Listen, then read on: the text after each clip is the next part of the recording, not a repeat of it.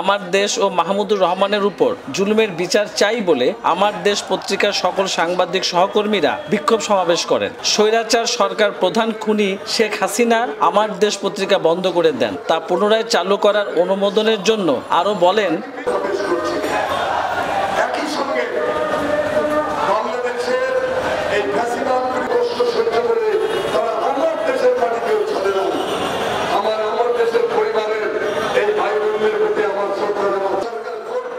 S K মামুনের ক্যামেরায় Suman Sheikh, ARIN TV, জাতীয় প্রেস ক্লাব, ঢাকা।